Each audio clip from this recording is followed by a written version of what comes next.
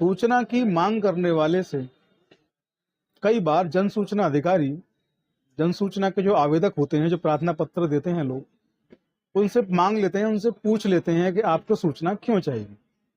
यहाँ तक कि कुछ जन सूचना अधिकारी ऐसे हैं जो अपने पत्र में लिख देते हैं कि आपने ये नहीं बताया कि आपको सूचना की आवश्यकता क्यों है, इसलिए आपको सूचना उपलब्ध नहीं कराई जा सकती, आपका पत्र खारिज किया जाता है या वापस किया जाता है।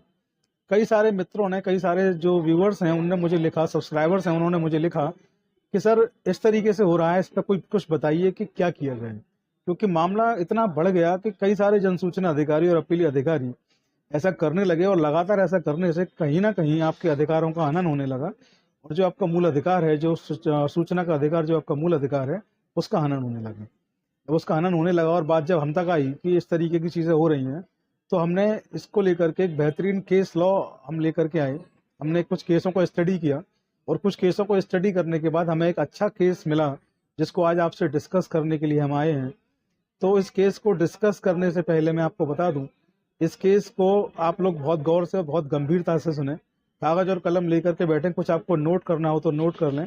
अंत में या बीच में हम केस का शीर्षक भी बताएंगे, आपको टाइटल भी बताएंगे, वो भी आपको नोट करना है, तो कागज और कलम आप लोग ले करके बैठें।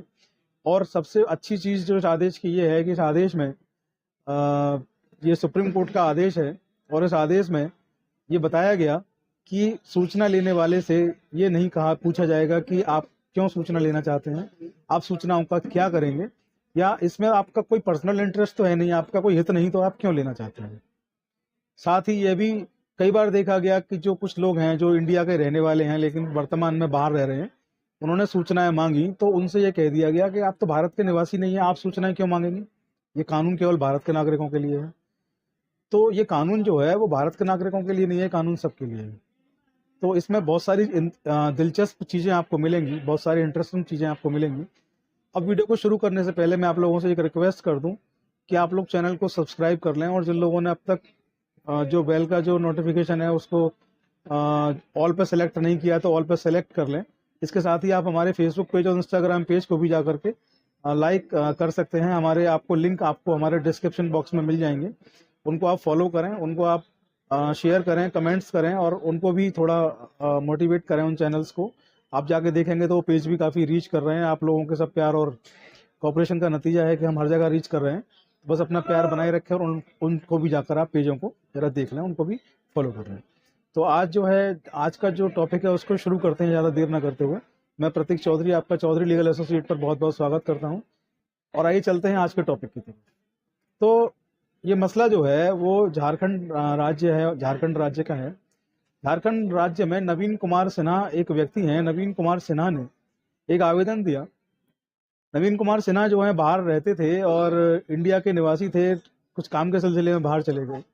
जब उन्होंने आवेदन दिया तो जन सूचना अधिकारी ने उनका आवेदन खारिज कर दिया और सूचना देने से उनको मना कर दिया।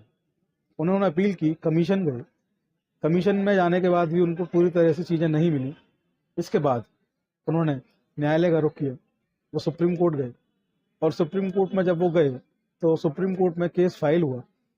सुप्रीम कोर्ट में नवीन कुमार सिन्हा ने अपना पक्ष रखा, जन सूचना अधिकारी आए, जन सूचना अधिकारी, अपीली अधिकारी, उन्होंने अपना पक्ष रखा और जब मामला न्यायालय ने सुना तो न्यायालय ने जो चीज़ें इस मामले में कहीं वो बहुत ही महत्वपूर्ण हैं, वो दिलचस्प हैं और वो बहुत आपके काम की हैं, आप उनको नोट कर लीजिए। इस मामले में न्यायालय ने कहा कि आप किसी भी व्यक्ति से ये नहीं पूछेंगे कि वे उन सूचनाओं का, जो सूचनाएं मांगी जा रही है, जिस सूचनाओं की मांग की गई है, वे उन सूचनाओं का क्या करेंगे। आप उनसे नहीं पूछेंगे कि वे सूचनाएं जो मांग रहे हैं वो उन सूचनाओं को क्यों मांग रहे हैं। आप उनसे नहीं पूछेंगे कि सूचनाएं जो मांगी गई हैं उन सूचनाओं में उनका व्यक्तिगत हित क्या है, यानी कि उनका पर्सनल इंटरेस्ट क्या है, आप ये भी नहीं पूछ सकते। इन चीज़ों को पूछने से मना किया गया। साथ ही ये कहा गया कि आप जो है, ये जो कानून है वो केवल ऐसा नहीं कि जो भारत का नागरिक है वही इसकी मांग कर सकता है। ये कानून भारत के नागरिकों के लिए, केवल भारत के नागरिकों के लिए नहीं है, ये कानून सभी के लिए है। जो एनआरआईज हैं उनके लिए भी ये कानून है, क्योंकि इस कानून का ये देखा जा रहा है कि दुरुपयोग जो है, जनसूचना अधिकारी भी बड़े पैमाने पर और अपीली अधिकारी भी बड़े पैमाने पर इसका दुरुपयोग कर रहे हैं।